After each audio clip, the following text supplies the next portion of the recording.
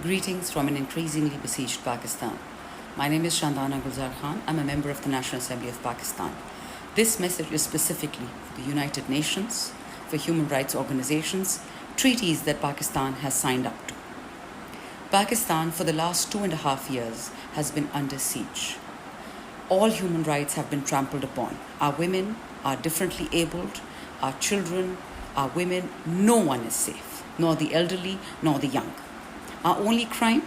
We chose to vote for Prime Minister Imran Khan. As we speak, the Chief Minister of my province of Khyber has been abducted by unknown persons from a government building that belongs to the government of KP.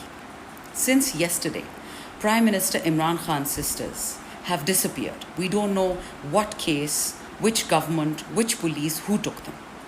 Zartaj Gul Wazir, the leader of the parliamentary party, a woman from DG Khan, has been taken from her home. She has been abducted despite having bails in 49 cases, 49 fraudulent cases, and has disappeared. She was taken from her home without even a pair of shoes. If this is what is happening to members of parliament, where is the Commonwealth? Where is the IPU? Where is the UN? Why are you silent? I have all the sympathy in the world for Mahsa Amini, what happened to her. The entire world got together to rally around her.